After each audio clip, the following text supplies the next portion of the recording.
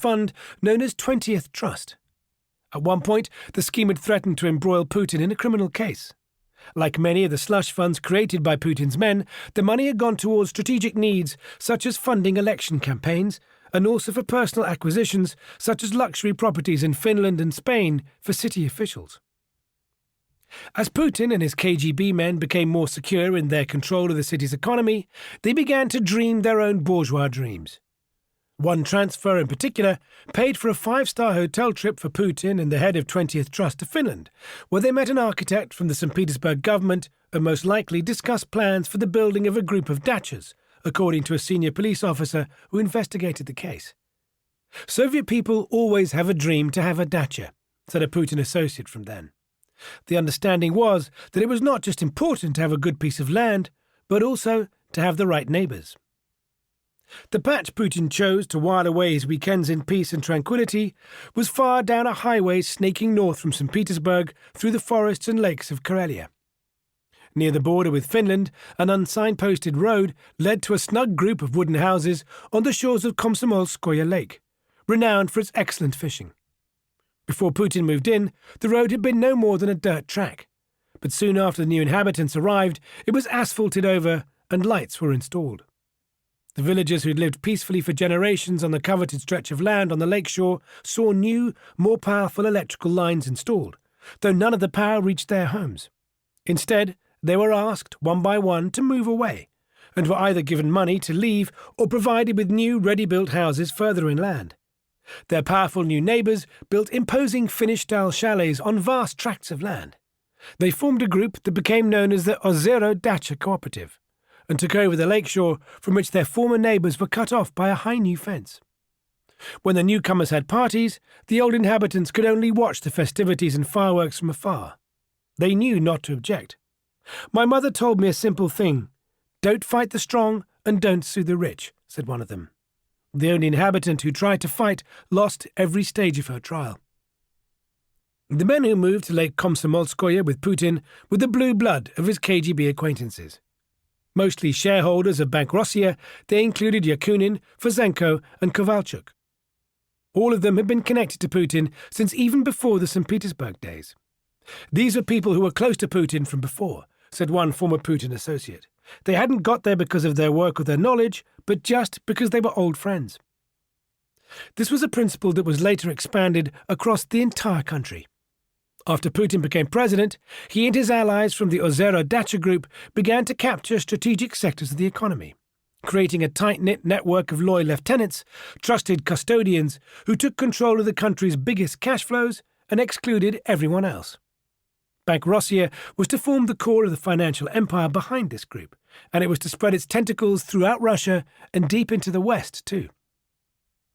Those who'd worked with Putin at the seaport and the oil terminal also followed him when he vaulted to power. Timchenko was prime among them, first in the shadows working, according to two former associates, as an unofficial advisor, and then becoming the nation's biggest oil trader. The men who ran the St. Petersburg seaport under Traber's watch were to take the first senior positions in Gazprom, the state gas giant, as Putin began to take over the country's biggest and most strategic assets. Then, when Putin made his first moves to take back the nation's oil industry from Western-leaning oligarchs like Mikhail Khodorkovsky, Timchenko and Akimov were part of the core group who benefited. But in those days, in the 90s, when they were just starting out, it was difficult to imagine they would ever make it so far. The members of the Ozero Dacha cooperative kept themselves to themselves, rarely speaking to the former neighbours who they'd moved away from the shores of the lake. But after Putin moved to Moscow, the weekend visits became rare. The houses they'd built were left empty, like ghosts on the edge of the lake. It became too small for them here. They had absolutely different opportunities in Moscow, said one of the neighbours. When Putin was suddenly appointed to a senior position in the Kremlin in Moscow in the summer of 1996, one of the senior KGB generals who'd watched closely over his St. Petersburg career pronounced himself satisfied with him. He began his career as an official from zero, the General Gennady Belik later told a reporter. Of course he made mistakes. The issues for him were absolutely new. The only people who don't make mistakes are the ones that don't do anything. But by the end of his activities in St. Petersburg, Vladimir Vladimirovich had grown a great deal, Belik was a veteran of the KGB's Foreign Intelligence Service, and in St. Petersburg he'd overseen a network of firms trading in rare earth metals. He'd been a mentor of sorts to Putin as he managed the city's economy, while according to one close ally, Putin also stayed in touch with former KGB chairman Vladimir Khrushchev. But although Putin's men had dominated much of the city's economy, the amounts of cash they were dealing with in St. Petersburg were minuscule compared to what the young Western-leaning tycoons like Khodorkovsky were taking over in Moscow. They were far away from the action as the new oligarchs of the Yeltsin era began to carve up the country's industrial wealth. For many of the St. Petersburg KGB men, what was going on in Moscow represented the collapse of the Russian state. Vladimir Yakunin, for one, saw the country as being seized by a cabal of corrupt members of the party elite and by men like Khodorkovsky, who he called criminals. The KGB men saw Yeltsin as a drunken buffoon, a mid-ranking Communist Party official who danced to the tune of the West and who was now handing over the country's strategic enterprises for a song to a corrupt gang of rapacious businessmen. People had given their lives, they'd served honestly and put their lives at risk, but all they got was a finger up their arse from a drunk bastard who, by the way, was no better than a local Communist Party leader, said a former KGB officer who worked with Putin in St. Petersburg. Though it seemed far from likely then, Putin's move to Moscow was the first step towards changing that equation. His promotion had happened at a moment when he should in fact have been down and out. In the summer of 1996, Anatoly Sobchak had just lost his campaign for re-election as St. Petersburg's mayor. Putin, as his campaign manager, had been partly responsible. Sobchak lost by a whisker, by 1.2%, the equivalent, his widow Lyudmila Narusova later said, of the occupants of one large apartment building. Whispers circulated that Sobchak's defeat had been organized by Yeltsin, who wanted him out, as the flamboyant and charismatic Sobchak could have posed a challenge to Yeltsin's own battle for re-election as president a few months later. Narusova was convinced of that. He'd become too independent. Yeltsin saw him as his competitor, and therefore the order was given that the elections were to be a farce. Before the campaign had even begun, Sobchak was targeted by a criminal investigation over bribery allegations. Many believed it was part of a dirty tricks campaign by the old guard security men surrounding Yeltsin. The allegations undoubtedly impacted the outcome of the election, and Putin resigned from the St. Petersburg administration immediately after the loss. Kremlin spin doctors telling the official story of Putin's career have always stressed his loyalty to Sobchak in stepping down, and the risk he took in facing unemployment because of his principles. But in fact, he was out of work for less than a month before he was invited to Moscow, initially to take up a prestigious position as a deputy head of the Kremlin administration. He had been helped along the way by Alexei Bolshakov, a dinosaur from the Leningrad defense establishment, and most likely from the KGB, who'd somehow become Yeltsin's deputy prime minister. Although Putin's appointment was unexpectedly blocked by Anatoly Chubais, the Western-leaning privatization czar who'd become Yeltsin's new chief of staff, he was not abandoned. Instead, he was asked to head the Kremlin's fabled foreign property department, which had inherited all the Soviet Union's vast overseas holdings after the collapse, the stately trade and diplomatic missions, the network of arms bases and other military installations, clandestine or otherwise. Though it was an empire in which much had already gone unaccounted for, it represented a strategic core of the nation's imperial wealth, and for Putin, this was a prestigious promotion indeed. It was the beginning of a dizzying rise. Within 7 months of his move to Moscow, Putin was promoted further still. First, he was made head of the Control Department, a core institute of Kremlin power, where he was charged with making sure the president's orders were carried out across the nation's unruly regions. They didn't just take Putin from the street, said one close ally. He was known in Moscow as an advisor to Sobchak, as an influential person in St. Petersburg. I think this transfer was planned. Then, a year later, he was promoted to become the Kremlin's first deputy chief of staff, in charge of the regions, the third most powerful role in the Kremlin after the president. After just 3 months in that role, he was appointed to head the FSB, the successor agency to the KGB for the whole of Russia. He was only a lieutenant colonel at the time, and it was unheard of for anyone other than the general to head the FSB. The FSB generals were said to be aghast, But Putin's allies insisted that his status as first deputy chief of staff gave him a rank equivalent to a general. It was just that it was in civilian terms, they said. Yeltsin's son-in-law, Valentin Yumashev, a good-natured former journalist who'd risen to become Yeltsin's chief of staff, insisted that Putin's miraculous rise was down to his outstanding qualities. "Among my deputies, he was one of the strongest," he told me. "He always worked brilliantly, he formulated his views exactly, he would analyze the situation exactly. I was always happy I had such a deputy." But for others who had known him in St. Petersburg, Putin's elevation was taking on a surreal quality. Some of his former associates questioned whether he was being propelled by the KGB generals who'd mentored his career from the beginning. You could make the case that he'd first been given the task to infiltrate the democratic community through his work with Sobchak, said one. When Sobchak had become surplus to requirements, had Putin played a role in helping make sure he lost? It's totally possible that Putin was following the orders of the Kremlin, and that when he completed this task, he entered the Kremlin and became so important, said the former associate. If you suppose this was a special operation to liquidate Sobchak as a contender, then everything becomes clear. But others argued that Sobchak had become increasingly controversial in St. Petersburg in any case, mainly due to what many saw as his arrogance. It hadn't taken much to make his bid for re-election touch and go.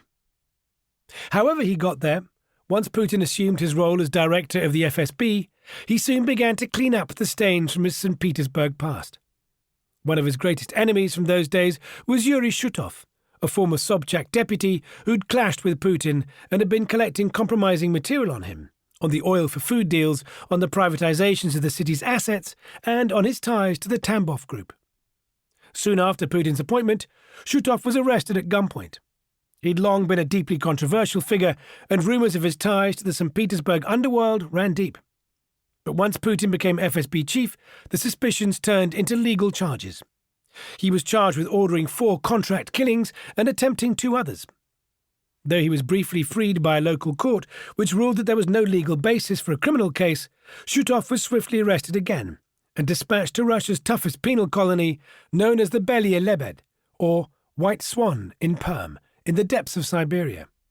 He never emerged from it. The material he'd gathered on Putin's ties to Tambov simply disappeared, said Andrei Korchagin, a former city official who had known Shutov well. He was Russia's first and only real political prisoner. An even more disturbing omen came just 4 months after Putin's appointment as FSB chief. Galina Starovoitova, the same stout and tweedy human rights activist with soft brown hair who Putin had approached for work after his return from Dresden to Leningrad, was shot dead at the entrance to her apartment building late one evening in November 1998. She was by then St. Petersburg's leading Democrat, its most vocal crusader against corruption. The whole city was in mourning after her death, the nation in shock. Many commentators linked her killing to tensions surrounding elections to the local parliament that were to be held the following month. But one of Starovoitova's former aides, Ruslan Linkov, who was with her at the time of the shooting but somehow escaped with his life, believed she was killed because of her corruption investigations. One of her closest friends, Valeria Novodvorskaya, another leading Democrat, was convinced the St. Petersburg security men had ordered her murder. They were clearly behind the scenes. They held the hand of the killers. A former partner of Ilya Traba said the biggest threat to Starovoitova could have come from the St. Petersburg Siloviki, who controlled the seaport, the fleet, and the oil terminal. She had a dossier on the group of people who controlled the oil business in St. Petersburg. Traba told me about this. He said, "Why the hell did she start looking into the oil business? This is why she was killed." Later, a former FSB officer who'd investigated her death told me he suspected it was indeed Tambov that organized it. We understood that we would not be able to get anywhere with the case. The events that accompanied Putin's rise were ominous, but the country was hurtling towards another financial crisis, and the warning signs, it appeared, were not noticed by anyone. Yeltsin's health was failing, and if at least one account is to be believed, the generals of the KGB were preparing to return. One evening in Moscow, soon after a financial crash that obliterated the Russian economy in August 1998, a small group of KGB officers and one American gathered for a private dinner. Among them were the former KGB chief Vladimir Khrushchev, Robert Ehringer, a former security chief for Monaco who dabbled as an informant for the FBI, and Igor Prelin, an aide to Khrushchev and one of Putin's senior lecturers at the Red Banner Spy Institute. According to Ehringer, Prelin told the other guests that soon the KGB would return to power. He said, "We know someone. You've never heard of him. We're not going to tell you who he is, but he's one of us. And when he's president, we're back." Chapter 4. Operation Successor. It was already after midnight. Everyone forgot. Everyone thought that democracy would just be there. Everyone was thinking only about their own personal interests. Andrei Vavilov, former First Deputy Finance Minister in Yeltsin government. Plan A. Moscow. It was summer 1999, and a deathly quiet had descended on the Kremlin. In the Warren-like corridors of the main administration building, the only sound was the steady whir of electric motors as cleaners polished the parquet floors. In the distance, the clopping heels of a lone presidential guard on patrol echoed down the halls. Offices once overflowing with petitioners queuing for favours now stood largely empty, their former occupants huddled far from Moscow in their dachas, nervously drinking tea. It was like being in a cemetery, said Sergei Pugachev, the Kremlin banker who'd also happened to serve as an advisor to a succession of Kremlin chiefs of staff. It was like a company that had gone bankrupt. All of a sudden, there was nothing there. For Pugachev and the other members of Yeltsin's inner circle, widely known as the family, who were the Kremlin's few remaining occupants, a tense new reality had begun. Yeltsin had been in and out of hospital ever since October, and outside the walls of the Kremlin, it seemed, a coup was being prepared. Piece by piece, the foundations of Yeltsin's rule were being dismantled, a consequence of the past summer's disastrous ruble devaluation and default on $40 billion in government debt. The easy money, the free-for-all for the well-connected few that had defined the boom years of the market transformation, had ended in a spectacular bust. The government had spent 4 years funding the country's budget through issuing short-term debt, creating a pyramid scheme in which the only winners had been a handful of oligarchs, the young wolves of the Yeltsin era. For a time, the tycoons had used surging interest rates on government bonds and a fixed exchange rate to pocket the proceeds of a surefire bet, while the central bank burned through its hard currency reserves, keeping the ruble stable. It had all come crashing down in August 1998, and once again the Russian population had borne the brunt of the blow. Many of the oligarchs' banks had collapsed in the crisis, but while they themselves had managed to funnel most of their fortunes away offshore, the general population's savings were wiped out. The parliament, then still dominated by the communists, was in uproar. Forced onto the defensive, Yeltsin had been backed into appointing a prime minister from the top echelons of the KGB, Yevgeny Primakov, the former spy master who'd run the Foreign Intelligence Service and had long been a sentinel of the networks of the KGB. Racked by ill health, his regime in tatters, Yeltsin had retreated to the Black Sea resort of Sochi, while Primakov brought a string of communist deputies, led by the former head of the Soviet economic planning agency Gosplan, into his government. Yeltsin was repeatedly hospitalized, and a Kremlin aide gently hinted that he was to take a back seat from then on. One by one, members of the communist old guard had been settling on perches at the top of the government, and now that they were taking control of the cabinet, financial scandal after financial scandal, targeting the excesses of their opponents in the Yeltsin ruling elite, was beginning to emerge. Leading the corruption charges was Yuri Skuratov, Russia's rotund and seemingly mild-mannered prosecutor general. Until early that year, he had attracted more attention for his ability to quietly close down criminal cases than for opening them. Now, however, amid the widespread outrage that accompanied the country's financial collapse, he'd begun to target top-level corruption. First, he'd launched a broadside against the central bank. In a letter to the communist speaker of the State Duma, he zeroed in on how the bank had secretly funneled $50 billion of the country's hard currency reserves through Fimaco, the obscure offshore company registered in Jersey, a revelation that opened a Pandora's box of insider trading and siphoned funds throughout the government debt market. Behind the scenes, several more threatening probes were underway. One was a case that could lead directly to the financial accounts of the Yeltsin family. It focused on Mabetex, a little-known company based in the alpine Swiss town of Lugano, near the Italian border, which throughout the 90s had won billions of dollars in contracts to renovate the Kremlin, the Russian White House, and other prestigious projects. Initially, the probe, launched by Skuratov in tandem with Swiss prosecutors, appeared to focus on kickbacks apparently paid to middlemen close to Pavel Borodin, the jovial and earthy Siberian party boss who'd ruled over the Kremlin's vast property department since 1993. But behind that lay a potentially bigger affair, and those in the Kremlin who were ruling in Yeltsin's stead knew this only too well. Everyone was scared about what was going to happen, said Pugachev. No one dared to come to work. Everyone was shaking like rabbits. The groundwork for the case had been laid quietly. Part of the old guard, particularly those waiting in the shadows in the security services, had been looking for ways to oust Yeltsin since the beginning of his rule.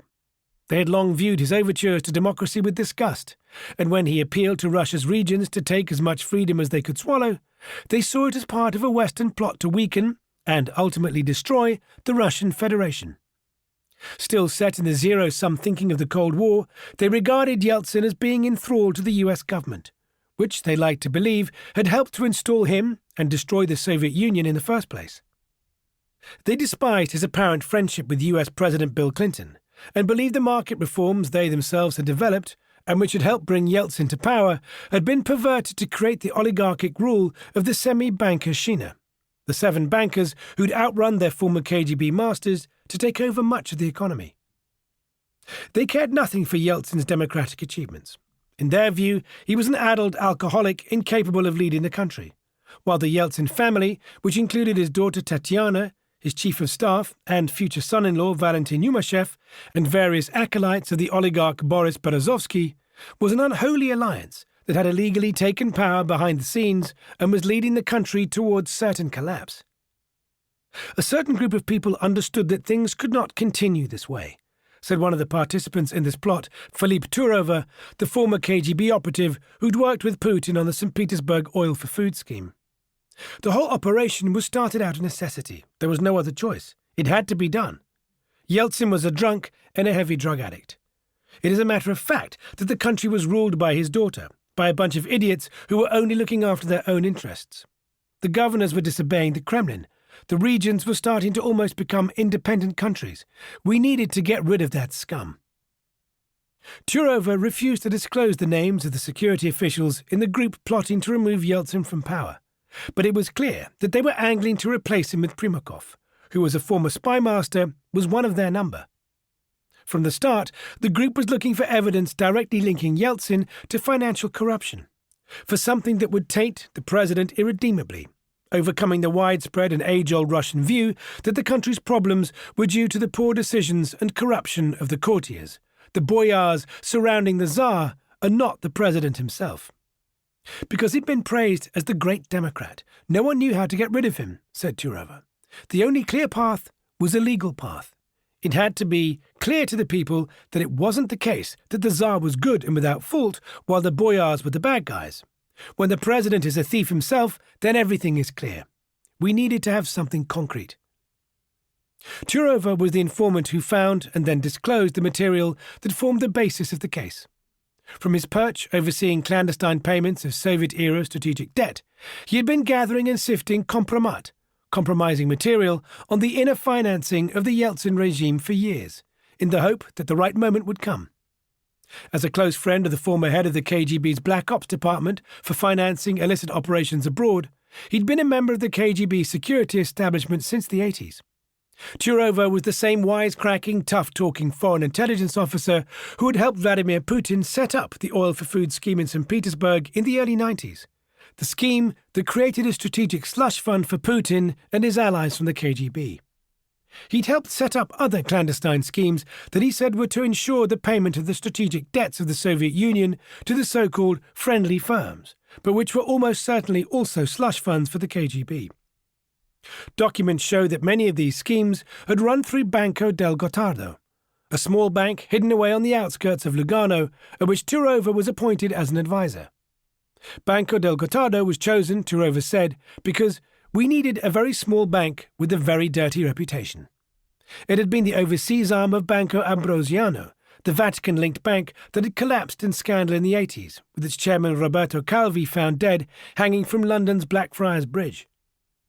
Now numerous Russian black cash financing schemes were run through its accounts, including a web of barter and commodities export schemes through which billions of dollars had been siphoned. It was another sign that for all Yeltsin's attempts at market reform, for all his efforts to build a new Russia out of the rubble of the Soviet collapse, the old ways of the Komitetchiki, the KGB men, still prevailed behind the scenes. Although Yeltsin had tried to man the ranks of his government with so-called young reformers who sought to liberalize the Russian economy from the control of the state and run the country along the transparent lines dictated by the institutions of the West, the rules of business were still skewed in favor of insiders close to the state and to the foreign intelligence community. It was through these schemes that the Yeltsin family had been compromised, and it was all the more telling that the blow to the freedoms Yeltsin had sought to bring to Russia came from another of the KGB foreign intelligence establishment. Yeltsin had been unable to pull either his country or his own family out of the practices of the past. Banco del Gottardo hosted the accounts of Mabetex, the obscure Swiss company which handled the Kremlin renovation contracts, and this was where the links to Yeltsin and his family appeared. When he'd first uncovered these ties, Turova said he'd initially objected to handling any cash flow related to Yeltsin or his family. But then I stopped, because I decided that all this could come in handy for the future. Among the Banco del Gottardo accounts he oversaw, Turova had discovered credit cards for Yeltsin and his family. They'd been issued by the founder of Mabetex, a pugnacious Kosovar Albanian named Bejet Pakoli, who'd worked in the netherworld of financing and construction for the Soviet regime since the 70s. Pakoli, once an aide to the Yugoslav Communist Party boss, had long been involved in black cash financing schemes through the sale to the Soviet regime of embargoed dual-use military goods, said Turova. On the face of it, the credit cards looked like an out-and-out bribe by Pakoli, paid directly into the pockets of Yeltsin and his family, while the fact that they were paid out of a foreign bank account was a direct breach of a law banning Russian officials from holding such accounts. Yeltsin's daughter Tatiana had spent the most, running up bills worth $200,000 to $300,000 every year. A further $1 million had apparently been spent by Yeltsin during an official visit to Budapest.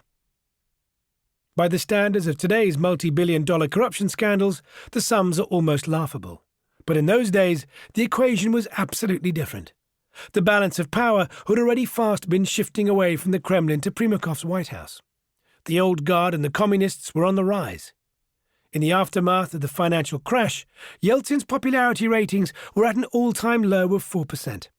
The Communist Party, which still dominated the Duma, scheduled impeachment hearings to put Yeltsin on trial for everything they deemed as sins of his roller-coaster rule. The disastrous war in Chechnya that had taken the lives of so many Russian soldiers, the dissolution of the Soviet Union and what they claimed was the genocide of the Russian population, the market reforms that had led to plummeting living standards and, they believed, to early deaths for millions of Russians. Revelations about the credit cards were intended to be the final straw. Primakov was meant to stand up in the Federation Council and tell the senators the president was a thief, said Turova. The investigation also threatened to draw uncomfortably close to the much bigger sums that had washed through an oil exporter called International Economic Cooperation, or MES, that held accounts in Banco del Gottardo and was inextricably linked with the Kremlin reconstruction contract. MES had been granted contracts from the Russian government to sell more than 8% of the country's total oil and oil product exports, its annual turnover nearing $2 billion in 1995. It had been active since 1993, when old guard members of the Yeltsin government had sought to take back control of the oil trade, reinstating a system of special exporters known as spetsexporteri, through which all oil companies had to sell their oil. It was an insider game that lined the pockets of a small and murky group of traders mostly close to the security services in the Yeltsin administration. MES had initially been created as a means of financing the restoration of the Russian Orthodox Church after decades of destruction and oppression under Soviet rule. But the billions of dollars in crude it was granted by the Russian government, export tariff-free, far surpassed any amount ever spent on the restoration of the church. Mess was like a souped-up version of the slush funds created through Putin's oil for food scheme. None of its operations were transparent, and the lines between what was strategic and what could be spent on personal needs and bribes had become conveniently blurred. Mostly, it generated black cash used to make sure politics went the way of a faction of security men in the Kremlin supporting Yeltsin. The authorities always needed money. It would seem there is the state budget. But if you need finances to ensure a vote in parliament goes a certain way, you're not going to get the cash from the state budget, Skurotov later told me. Mess's activities were closely tied to Mabatex and the Kremlin reconstruction project. When Pavel Borodin, the Kremlin property department chief, initially asked the government for funding for the Kremlin reconstruction project, he was told the budget had no cash. So he asked for oil contracts to be sold through Mess to finance it instead. But the decrees issuing the oil quotas for Mess, first for 2 million tons and then for another 4.5 million tons, were all classified. No accounting of how the proceeds were spent was ever published. And then, as if the oil sales through Mess had never been granted, the government made an official announcement that it was going to finance the Kremlin reconstruction by raising $312 million in international loans. Mess looked to have got away with as much as $1.3 billion in proceeds from the oil sales, and no one could explain where the money had gone. In the middle of it all was Sergei Pugachev, the Kremlin banker who would later flee to London and then Paris. A tall, gregarious expert in the art of backroom deals, he teamed up with Borodin while the bank he co-founded, Mezprombank, was the main creditor of the Kremlin property department. In those days, the property department was a sprawling fiefdom, controlling billions of dollars worth of property retained by the state following the Soviet collapse. With Pugachev's help, it doled out apartments and dachas, medical services, and even holidays to members of the Yeltsin government. It was a Soviet-style patronage network that, to all appearances, extended to the Yeltsin family too. Pugachev said he'd bought an apartment through Mezprombank for Yeltsin's daughter Tatyana. Officials' wages were still paltry compared to what could be earned in business in the boom of Russia's market transition, and Pugachev insisted that what the property department did was the only way to keep state officials honest and stop them from taking bribes. But essentially, the department was the ultimate Kremlin slush fund, and it gave Borodin a position of great power, including the ability to make or break careers. People were queuing to see him, said Pugachev. If you were a minister, you didn't get anything if Borodin didn't give you it. If you needed an apartment, a car, any resources, you had to go to Borodin to get it all. It was a very influential position. Pugachev would not explain the extent of his involvement with Mess, but his Mezprombank had helped bankroll the operation, and he developed a deep friendship with the head of the Russian Orthodox Church, Patriarch Alexei II, working closely with him ever since his appointment. Pugachev had nursed the Kremlin reconstruction project and guided its every step. He was an adept of the Byzantine financing schemes of Yeltsin's Kremlin and reaped a fortune for himself along the way. He'd somehow managed to set up a financial arm of Mezprombank in San Francisco in the early 90s and spent large parts of the year in the United States. His direct access to the Western financial system further ingratiated him with the senior officials of Yeltsin's government. I could explain to them how the Western financial system worked, he said. He rented the most expensive house in San Francisco and later bought a fresco-covered villa in the south of France, high on the hills overlooking the Bay of Nice. He'd become close to the Yeltsin family, in particular to Yeltsin's daughter Tatyana, when he'd worked as part of a team helping to secure Yeltsin's re-election in 1996, bringing in a team of American spin doctors who ran a US-style campaign that helped boost Yeltsin's flagging ratings and focused on the threat of a communist return. All the while, Pugachev worked closely with Bejet Pakoli, the owner of Mabatex. He personally oversaw the entire Kremlin reconstruction project, from the signing of the contract to the renovations themselves, he said. From the beginning, it was a lavish operation. Though he insisted that he tried to make sure the Kremlin got the best price possible, it seems that no expense was spared. Wood from 23 different types of tree was used to recreate the ornate patterns of the Kremlin palace floor. More than 50 kilograms of pure gold was purchased to decorate the halls, and 662 square meters of the finest silk to cover the walls.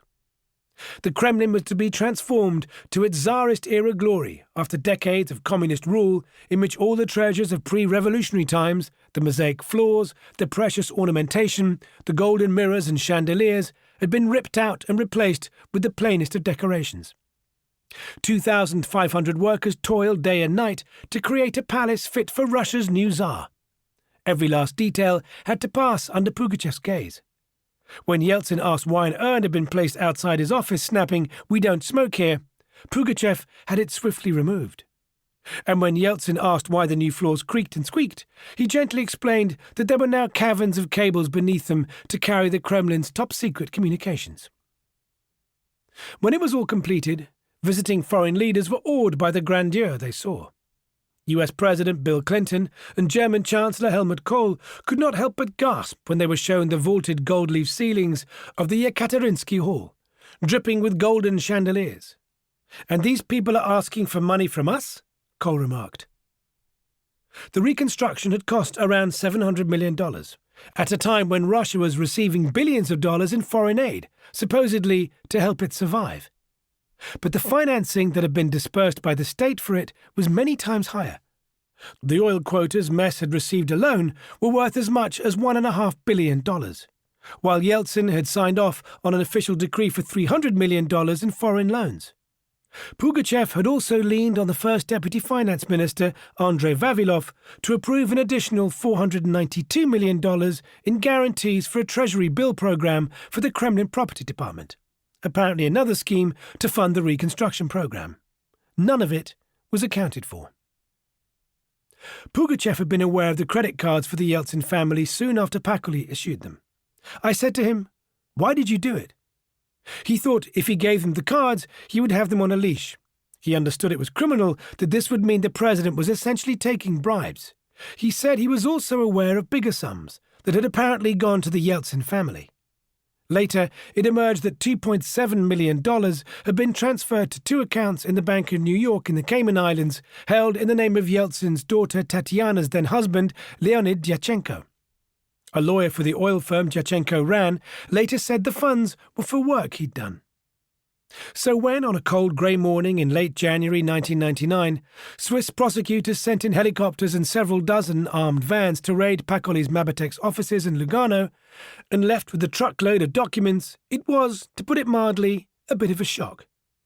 Pugachev and Borodin were immediately informed by Pakoli, and the news travelled like a poisoned dart to Yeltsin's daughter Tatiana, who in her father's absence was acting as unofficial head of state, and to the man who was later to become her husband, Valentin Yumashev, or Valya, as he was affectionately known, who until recently had been the Kremlin chief of staff. For Pugachev, it was a threat, because of all the sums that had washed through Mess. For Tatiana and Yumashev, it could potentially lead to the credit cards and other larger sums that appeared to have been transferred to private offshore accounts. Quietly, without anyone being informed, the Prosecutor General Skuratov had opened a criminal investigation into the possible siphoning of funds for the Kremlin reconstruction through Mabatex.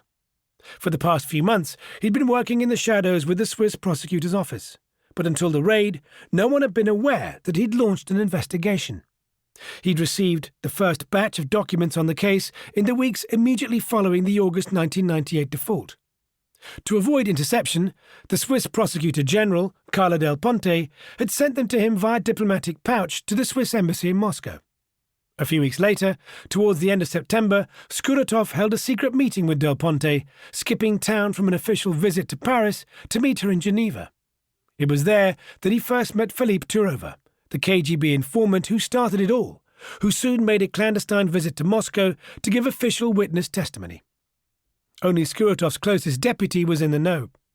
He'd also consulted, on the quiet, with the old guard KGB Prime Minister Yevgeny Primakov. But once Skuratov sent the order for the raid in Lugano in January, the secret was out. "All our efforts to ensure the confidentiality of the case collapsed," he said. Under Swiss law, Del Ponte had to show Pakoli the international order that was the basis for the raid. Of course he contacted Borodin immediately.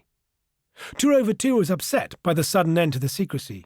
She, Del Ponte, didn't need to make so much noise. She didn't need to send all those helicopters. It was a signal to Moscow that they had taken the books. The raid marked the moment when Pugachev began a tense game of cat and mouse to bring about the removal of Yuri Skuratov as prosecutor and end the case. It was then too that Pugachev and the Yeltsin family began the chess game for their own survival that helped propel Vladimir Putin to power. It was the tipping point when they realized they were totally under siege. It took them just 4 days to get organized, said Skuratov. When Pugachev looks back now and remembers it all, he says, parts of it seem like a blur. The constant telephone calls, the meetings stretching far into the night. Some of the dates are mixed up, remembered only by the time of year, how the weather was outside the window. But the meetings themselves, the important ones, are remembered distinctly, inscribed forever into his brain. Others are recorded in diary entries from those times. Those were the days when Russia's future was decided, when Pugachev was trying to act so fast, in the belief that he was countering the threat of takeover by Primakov's alliance with the communists, as well as saving his own and the Yeltsin family's skin, that he didn't notice he was ultimately helping to usher in the KGB's return. Pugachev's story was the untold inside account of how Putin came to power and how his rise was sparked by the Yeltsin family's rush to save themselves from the consequences of the Mabetex probe. It was the one the Yeltsin family never wanted aired. At the time of the raid on Mabetex, Primakov's political star was rising, and an alliance he'd forged with the powerful Moscow mayor Yuri Luzhkov and other regional governors was already threatening to bring down the curtain on the Yeltsin regime. Skuratov's criminal case could bring them a still more powerful weapon. For years, Pugachev had developed his own network within the Russian prosecutor's office. Like any powerful Russian institution, it was a den of vipers, where deputies jostled for position and collected compromat on each other. Pugachev's particular ally was Nazir Kapsirikov, the wily head of the prosecutor's own property department, a sort of miniature version of the Kremlin department overseen by Borodin. With the power to issue apartments and other benefits to prosecutors, Kapsirikov, who was a master of intrigue, wielded the same ability to help make or break careers within the prosecutor's office as Borodin and Pugachev did in the Kremlin. In essence, he was my guy in the prosecutor's office, said Pugachev. He brought me all the information. He told me an uprising was being organized against Yeltsin. Then he brought me a tape. He told me, Skuratov is on it with girls. Pugachev said that at first he didn't believe Kapsirikov. Such a tape would be the ultimate compromat, powerful enough to cost Skuratov his job and close down the Mabetex case. Pugachev took the tape back to his office, but unused to handling technology himself, he was unable to get it to play on his video recorder. He fumbled and fumbled with the settings, trying to find the right channel. Eventually, he had to enlist his secretary's help. As soon as they managed to switch it on, he regretted that they'd become involved. The grainy footage of the rotund prosecutor general cavorting naked on a bed with what appeared to be 2 prostitutes made for grim viewing. Pugachev cleared his throat, red-faced, but his secretaries made a copy of the tape nevertheless. Pugachev believes it was a decisive moment. If we hadn't made a copy, then none of this would have happened, he said. History would have been different. Putin would not have been in power.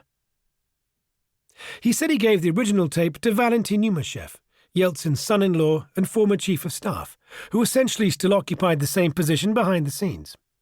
Yumashev was to take it to Nikolai Bordyuzha, a former general from the Russian border guards who'd recently been appointed official Kremlin chief of staff in Yumashev's place. Bordyuzha was then to call in Skuratov and tell him about the tape, and that his behaviour did not befit the office of prosecutor general. Always prone to overstating his role, Pugachev said that no one else knew how to act. They were all still shaking. Bordyuzha awkwardly held a meeting with Skuratov, who agreed on the spot to resign. Bordyuzha then handed the tape to him as if to indicate that it should all be forgotten among friends. Instead of securing Skuratov's removal, that Kremlin meeting on the evening of February the 1st led to an endless standoff. The position of Prosecutor General had been protected under special laws seeking to enshrine its independence. For Skuratov's resignation to come into force, it had to be accepted by the Federation Council, the upper chamber of Parliament. But many of the senators in the council at that time were already aligning themselves with Primakov and Moscow's mayor Yuri Luzhkov against the Kremlin. They were intent on protecting Skuratov. While he disappeared from sight for weeks, apparently to receive treatment at the Central Clinical Hospital, the council stalled on putting his resignation up for a vote. By that time, the Yeltsin family was dealing with the beginnings of a potential coup. Just a few days after the January raid on Mabetex, Primakov had laid down the gauntlet with the public challenge to Yeltsin's hold on power. With the backing of Parliament, he announced a political non-aggression pact, ostensibly to end the mounting tension between the communist-led Russian Duma and the Kremlin. The Duma was to agree to drop its impeachment hearings and set aside its constitutional right to topple the government with a no-confidence vote, at least until the parliamentary elections at the end of the year. In return, Yeltsin would give up his right to dismiss both the Duma and the Primakov government.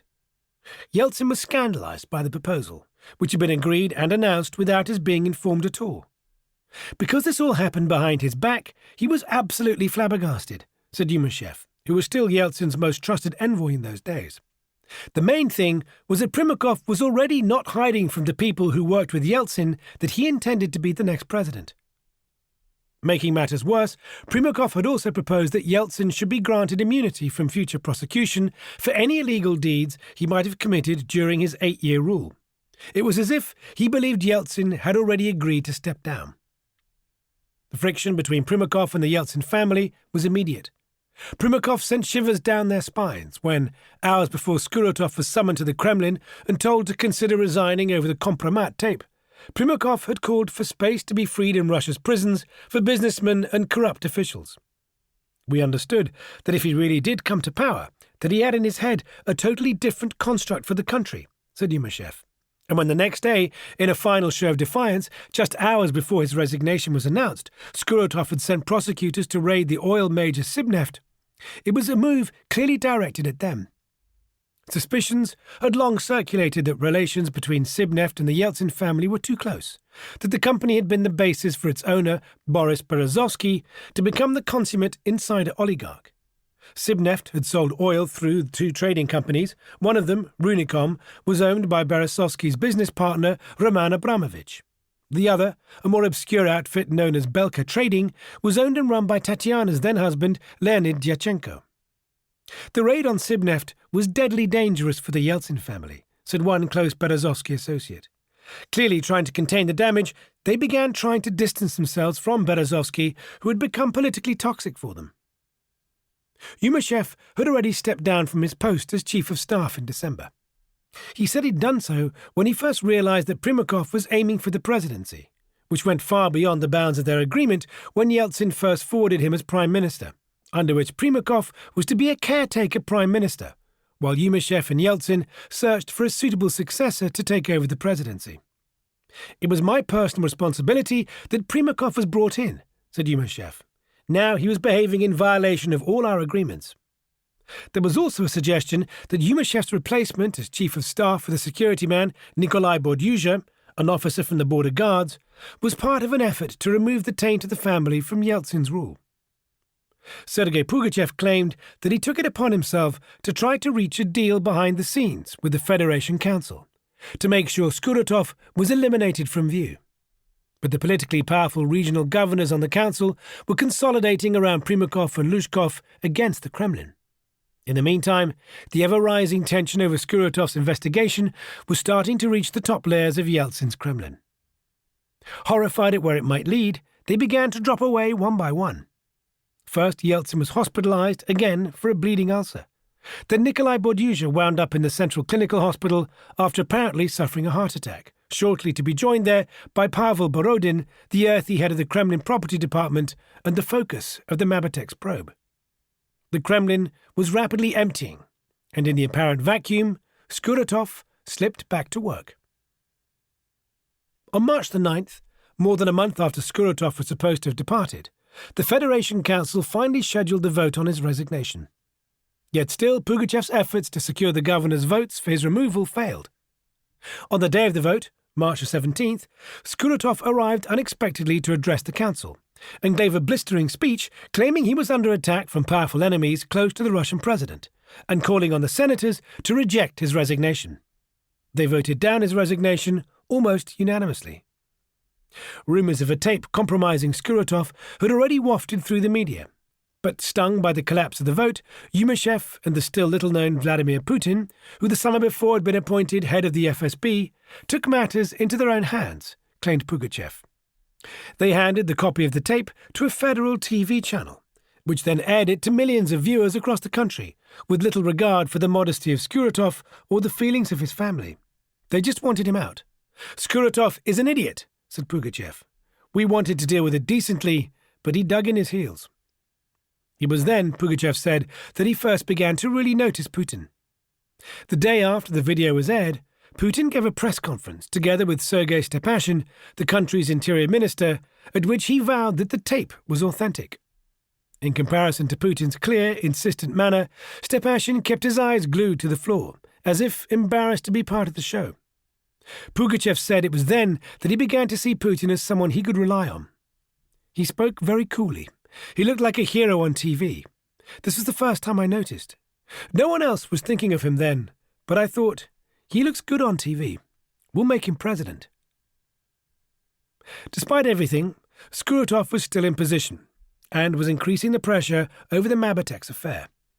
On March the 23rd, while Swiss prosecutor Carla Del Ponte was visiting Moscow again, matters reached boiling point. Skuratov sent a team of prosecutors to seize documents from Borodin's property department, as well as to the Moscow offices of Mabatex. The raid by a prosecutor on a Kremlin office was unprecedented. The family, and Borodin and Pugachev, were in shock. The theatrics were already ominous, but the old guard had a further point to make. That same day, a leading communist lawmaker, Viktor Ilyukin, stepped up the pressure another notch, holding a press conference at which he claimed he'd received evidence that part of the $4.8 billion bailout loan granted to Russia by the International Monetary Fund at the height of the 1998 financial crisis had been siphoned off to companies linked to the Yeltsin family, including $235 million through what looked to be an Australian bank, Bank of Sydney, to a company 25% owned by Leonid Dyachenko. The media furore reached fever pitch, with political analysts saying they were no longer sure whether Yeltsin could secure the support of the army. Pugachev said he returned to the Federation Council to press for another vote on Skuratov's resignation. But the former communist senator who led it once again indicated that he had more powerful backers elsewhere. Pugachev then went to see Luzhkov, the Moscow mayor, whose voice was carrying ever greater weight with the senators of the upper chamber. But Luzhkov had been trying to stack the parliamentary vote against the Kremlin ever since the August financial crisis hit. He developed his own ambitions for power, said Yumashev. Luzhkov was working actively in the Federation Council. He was telling the heads of the regions, "I will be president, and I will give you this and do this for you. We are fighting the president, and the prosecutor general for us is a powerful resource." In essence, there was a fight for the future of the presidency. Luzhkov was boasting he had 40,000 guys from the Moscow Interior Ministry behind him, as well as the local FSB, said Pugachev. Primakov and Luzhkov had been working to get the support of tens of thousands across the mid-level of the army. This was starting to look like a real state coup. One Russian tycoon close to Luzhkov said the Moscow mayor's political weight had indeed risen rapidly. Against the background of the flailing Yeltsin, it was clear he was the new centre of power. Marshals and generals began coming to him. They came to bow to the new Tsar. They were asking for orders from him. What happened next, Pugachev insists, was motivated by the best intentions. He said that he could not allow Primakov and his crew to come to power and endanger the freedoms of the Yeltsin years, and that he'd felt the stench of Soviet stagnation and corruption as soon as Primakov and his team had entered the White House. The first thing they did was ask for bribes. "I'd spent so much effort making sure the Democrats remained in power and the communists were kept out," he said, referring to his efforts in Yeltsin's 1996 re-election campaign. "You need to understand that the Yeltsin family were normal people. This was nothing compared to the corruption you see today. My idea was not to let it all collapse." But fears over the money trail Skuratov was pursuing and where it could lead undoubtedly weighed heavier still. Skuratov had spent the morning of April the 1st handing over a report to Yeltsin on what he said were the illegal Swiss bank accounts of 24 Russians. By the evening, Yeltsin's Kremlin had launched another attempt to oust Skuratov from his post. Skuratov's deputy, Yuri Chaika, and the chief military prosecutor, Yuri Demin, were called into the office of the Kremlin chief of staff by then a Berezovsky associate named Alexander Voloshin, a slight bearded economist. There, Voloshin, together with Putin, Nikolai Patrushev, who'd risen with Putin through the St. Petersburg KGB and had served for the past 4 years in senior positions in the FSB, and Pugachev leaned on them to launch a criminal case against Skuratov, claimed Pugachev. They wanted him suspended for cavorting with the prostitutes. Chaika and Demin were scared. They didn't understand why they were there. It was like a meeting of deaf and blind, said Pugachev. They were both frightened. How can we open a criminal case against the prosecutor general? They said. They were looking at who was there at the meeting. Putin was no one then. Patrushev was no one. They looked at us and thought, we'll end up outsiders and then we'll be accused of organising a state coup. I could see this was going through their heads. I understood this in 5 minutes. So I called them away individually. Pugachev said he went to a meeting room opposite Voloshin's office. First, he called in Chaika. I asked him, what do you want to open a criminal case? But I saw there was no chance. Then I called in Demin and asked him, are you ready to be Prosecutor General? Seeing that his offers of rich rewards and promotions in return for cooperation were having little effect, Pugachev asked them to at least explain in detail what would be needed to open a criminal case. We talked for 6 hours, going over it all. They said only a Prosecutor General could launch a case against a Prosecutor General. I said, look, to Chaika, you are the first deputy and you will become the acting Prosecutor General. You can open a case against the former Prosecutor General. But he said, no, the Federation Council has to sign off on it. I said that if there was no criminal case, the Federation Council wasn't going to sign off on it. And we went round and round in circles for hours. I understood that it was not possible to deal with them, that nothing was going to work out. It was already after midnight, and Pugachev was rapidly running out of options. He had one avenue left. In the small hours of the morning, he called the head of the Moscow City Prosecutor's office at home.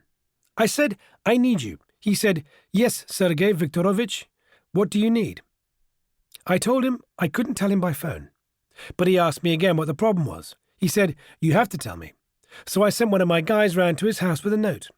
But the Moscow prosecutor appeared to have little desire to respond in person. Pugachev believes Chaika called him and warned him off. When Pugachev phoned him again a little while later, he advised Pugachev to call the prosecutor on duty for the night instead.